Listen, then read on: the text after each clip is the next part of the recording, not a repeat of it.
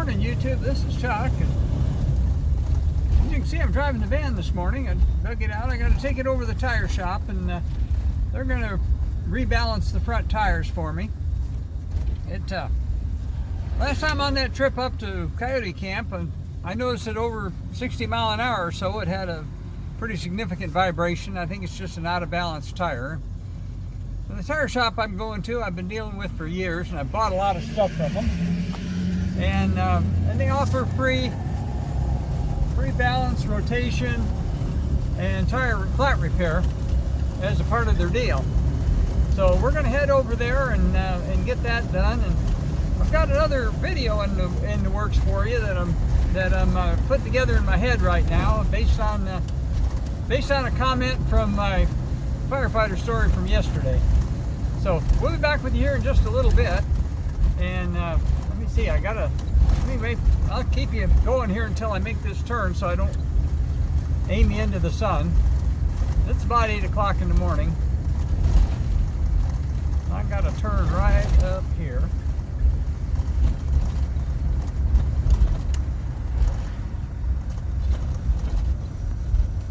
Looks like the engine 11 guys here are going through shift change, but we're going this direction.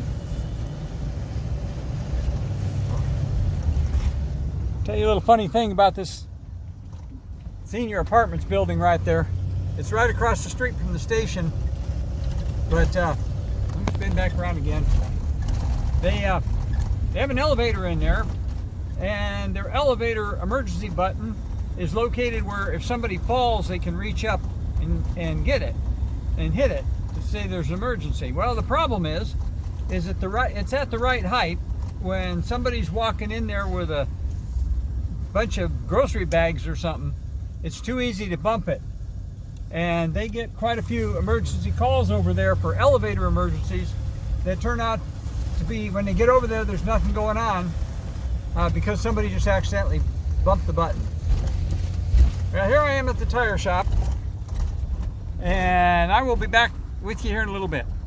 It's a little early here at the tire shop, and some of the guys haven't shown up for work yet, but thought I'd show you this little interesting vehicle here. This is a Arizona Game and Fish Department. It's a game warden's truck, and you can tell by looking at the tire package and everything on it that it spends a lot of time off-road. But what I wanted to show you is how he's got it set up in the back. Besides this big spare, he's got that rack, and if you notice, that rack's got a winch on it, and he's got his toolbox and stuff. Well, you know what that winch is for? That winch is so that when he has to pick up a dead animal somewhere, like an elk or something, he can actually run that cable back and winch the thing into the back of the truck. Let me back up and get you a little bit better shot of that. You can tell by looking at that truck, it spends a lot of time on back roads. Just a little glimpse. Back with more. I guess I showed up over here at the shop a little bit before the employees even did. So this is the waiting room here, and I'm sitting on a bench outside the waiting room, and they're going to get me in there just as soon as employees show up.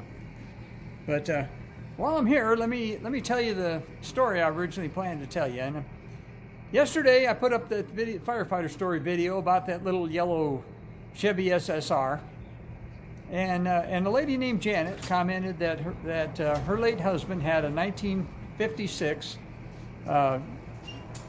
Chevy two-door hardtop with a big motor in it and stuff, and I guess it was his pride and joy. And he passed away about 4 years ago, and Janet, we're sorry to hear that, and you guys were married a long time. But like a lot of things, I keep saying, it triggered a memory. And for a while I actually had a 56 Chevy. I had a 56 Chevy Nomad, and I think the story's probably worth telling. And because I didn't really have it very long, but I ended up working as a mechanic, and like a lot of mechanics, you know, you have a lot of project cars, and you stumble onto these deals, and you end up buying stuff. And for a while there, I was horse trading quite a few vehicles back and forth. But I ended up buying this 56 Nomad, and it was what we called a 50-foot car. And those of you that know what I mean will get a chuckle out of it. But a 50-foot car is a car that looks pretty good from 50 foot away, but when you get up close, you can start seeing all the flaws it has. And this Nomad was gorgeous, and I'm going to try to find a picture online, and if I can find one the same color, I'll plug it in.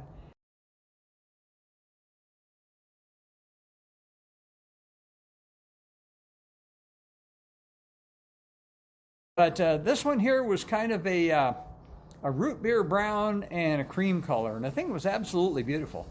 And if you, like I say, from 50 foot away, it looked great. But after I bought it, and I had all kinds of visions of fixing it up, and we didn't use the term flipped in those days, but I was going to fix it up a little bit and sell it and see if I could make a little money off of it. But when I got it, I got to looking at it and realized it needed a lot more TLC than I had the capability of giving it.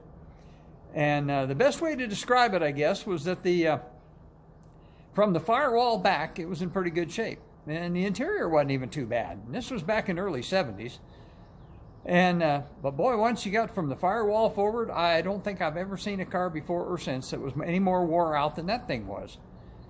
And the front end bushings, where the bushings fit through the frame, they were so worn out that the holes in the frame were all egg-shaped.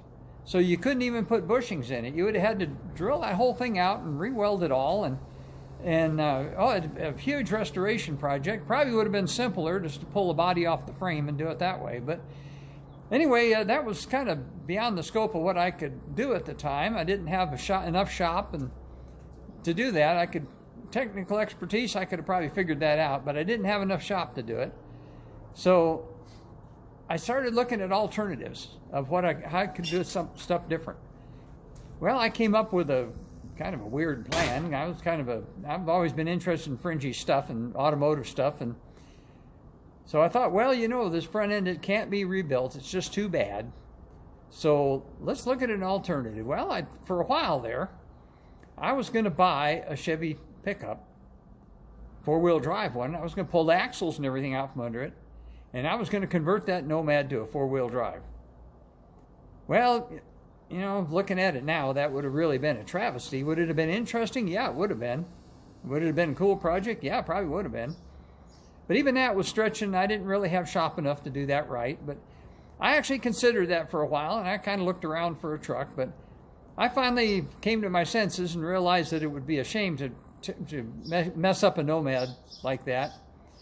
And so I started looking around. I actually found a guy down in Scottsdale that did a lot of work on Tri-5 Chevys, and he took one look at the pictures I sent him, and he decided he wanted that Nomad. So I didn't he had a project vehicle at the time that he was interested in. He kind of it wasn't really his forte, and he was interested in maybe horse trading, and it seemed like a pretty good project to me. And so I ended up loading that Nomad on a trailer, hauled it down to Scottsdale, and I traded it for a 32 Chevy business coupe. Once again, it was a roller, but it had no motor or transmission, and I was going to build a hot rod out of that. And that's a whole nother story. I never ended up doing that either. I ended up selling that. But for a while there, I was all into projects, but my eyes were bigger than my pocketbook in many times, and so but I had a lot of stuff over the years. But that's a little story about my Nomad. And well, I'm sitting over here waiting for the guys to show up at the tire shop, and figured you kind of enjoy that. I'm going to plug a picture in. Like I say, if I can find a stock picture, I'll plug a picture in of it. Or actually, I probably already did. I think I said that earlier.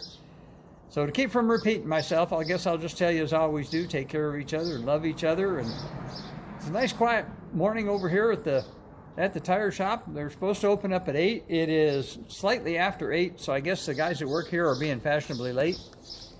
So let me just turn you around. The van's sitting over there waiting for him to work on it. And until I talk to you again, I'll just tell you peace out.